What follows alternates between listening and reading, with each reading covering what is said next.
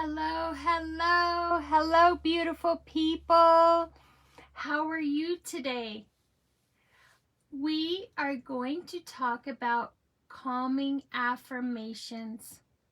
I wanted to bring this to you because I know we live in a chaotic time.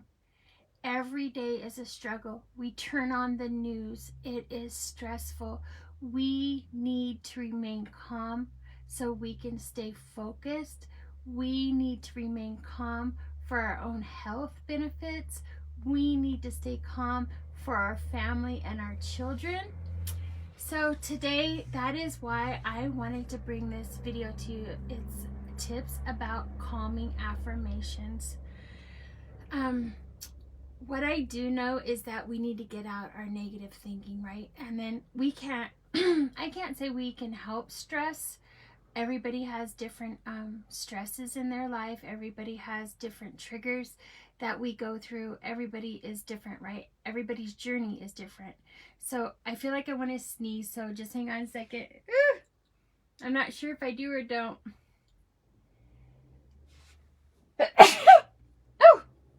Pardon me, I had to sneeze. Ooh. Okay, so calming affirmations. So these are some calming affirmations that are very helpful. And when you repeat them and like just take time and pause and tell yourself these things, and even if you have to put them on sticky notes, if you have to just, you know how some people even wear like a bracelet or something to remind themselves of something positive. So here we go. It says, when you're feeling all stressed out, or maybe even your heart is beating fast or whatever, you just have to think, look, I've survived this feeling before. Okay, this is not a new feeling. I'm going to survive this feeling again. I'm going to get through this. Instead of panicking of what actually triggered you, if you could just be like, okay, I recognize what the feeling is, right? And then you're like, I can get through this. I can do this again. If you've done it once, you can do it twice, right? Okay. And I also want you to stop apologizing for being you. I know it sounds weird, but people are like, oh, you're this or you're that. I want you to stop apologizing, because when it feels like that, we're always, everybody is very sensitive these days, and I understand we live in a critical time, but I don't want you to be apologetic so you walk around like you're on eggshells around everybody. I mean, not only your family, but maybe at work or out in public, at the grocery store, at the parks, or with friends. You do not have to be apologetic all the time and feel like you are walking around on eggshells. We have enough stress in our lives right now, whether it be turning on the news, or current events that's going on, or maybe we have a death in the family, or with this pandemic. Whatever it is, we just cannot be apologetic for every single thing. All you can do is just be the best you, right? Do the best you can do with what you have. So don't be apologetic about, don't be overly apologetic about who you are, what you're about, your views on things. Don't be apologetic, right? And I don't want you to walk on eggshells. So, okay. Here is something that was interesting when I was writing down these things of what to say on the video today, is don't, your things in the past, that's where they belong. They belong in the past. So you can't be, you can't allow the past to have power over you today, right? We cannot keep going forward if we're hanging on to all the ugliness, negativity, perhaps even regrets, the different pains of the past. So you just got to remember that the past stays in the past, and we are doing our best to move forward, right? So we need to realize our past doesn't have control over who we are, what we're doing today. You have to make that choice to say, okay, I'm taking charge of my actions. I'm choosing to be happy today. I'm choosing to leave my past in the past, or my mistakes or my negativity or maybe whatever trauma. Just focus on healing and focus on not giving it power. Not giving it power. That way you can be happy today, right?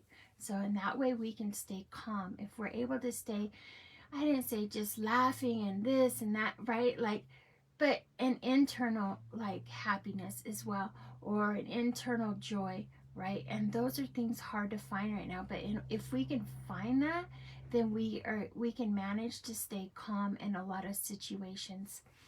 And I know for some people are looking for self-help books. Some people are turning to their Bible. Some people are going to counseling more. Some people, there's a variety of things people are doing, or going to Bible studies. Some people are going to their physician and maybe talking to a counselor or getting antidepressants, or whatever your strategy is. Stick with it, right?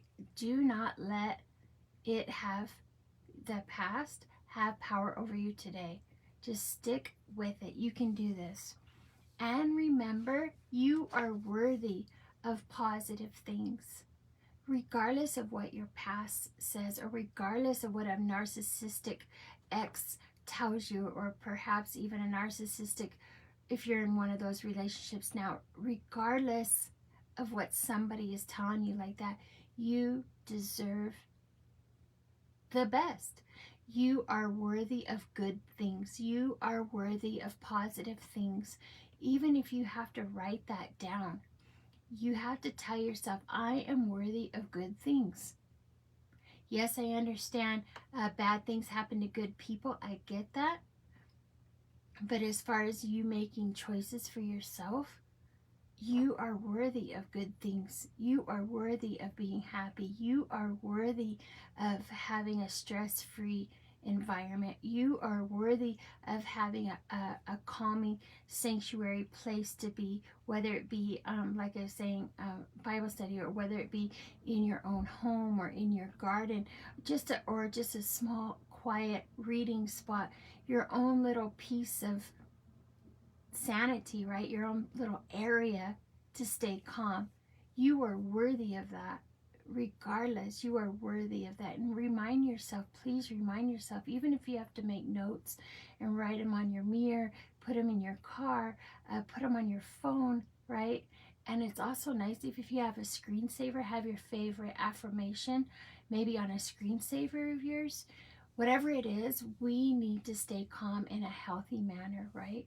We need to stay calm, because we cannot make good choices. We cannot make sound choices if we're not calm, or if our brain is clouded with all this stressful stuff. Even if that means you say, take time, like don't watch if you're a news, well, I'm definitely a news watcher, but what I try to do is, if I watch news, only watch it once a day, or watch it every other day, or something like that. Try to limit that. That's an avenue for you to stay calm, if you're able to limit that type of information, right? Okay. Just remember that it is okay to have anxiety. So I don't want you to think you're a bad person because you have anxiety, or that you don't know how to handle yourself because you have anxiety. You are worthy of good things. Yes, anxiety bogs a lot of us, or the majority of us, especially these days. However, that doesn't make you a less of a person.